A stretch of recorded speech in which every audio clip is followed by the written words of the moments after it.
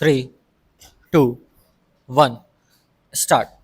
सभापति महोदय, हाल में जो आम चुनाव हुए थे उनमें खास तौर पर जो दो बातों का वायदा किया गया था, एक तो बेकारी की समस्या को हल करेंगे और दूसरे देश की गरीबी को दूर करेंगे। ये दोनों सवाल बड़े महत्वपूर्ण हैं जिनके ऊपर हमको विशेष रूप से ध्यान देना चाहिए।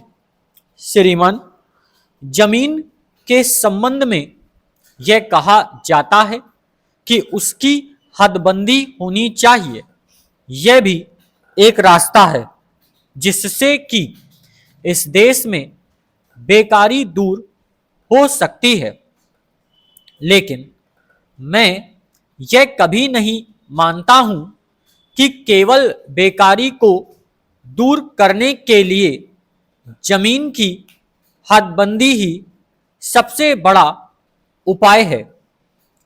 इससे थोड़ी बहुत सहायता हमें जरूर मिल सकती है, लेकिन जब तक देश में उद्योग धंधे ना बढ़ें, चाहे वह बड़े उद्योग धंधे हों अथवा कुटीर उद्योग हों, तब तक देश में बेरोजगारी की समस्या हल नहीं हो सकती।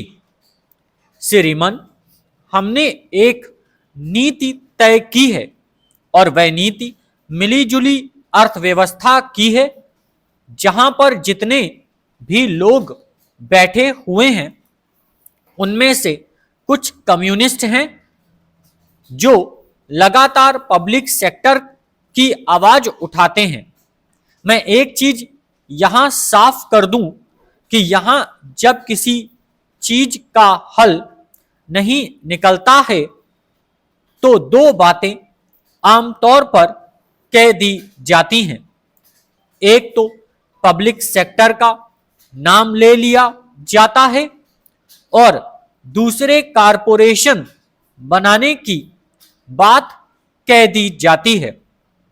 दोनों ना हो तो कमीशन बैठाने की बात की जाती है।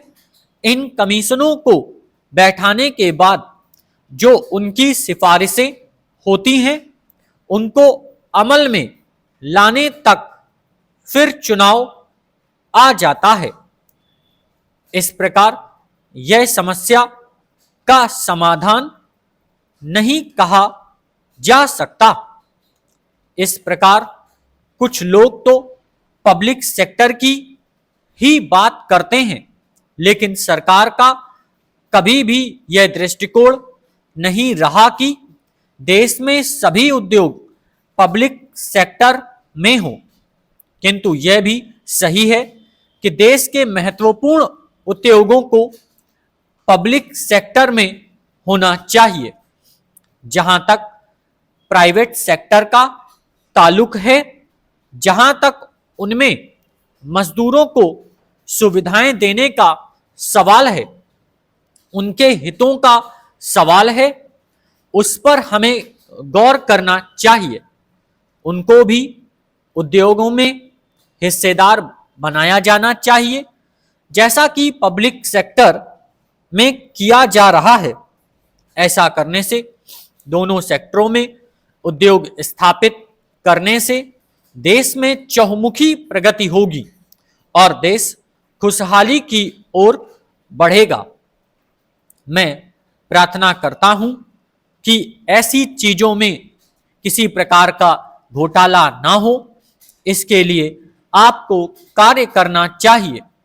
अगर आप हरिजनों और आदिवासियों का उद्धार करना चाहते हैं तो जहां पर भी भ्रष्टाचार की शिकायतें सामने आएं, उनकी जांच होनी चाहिए और अपराधी को सख्त से सख्त सजा मिलनी चाहिए।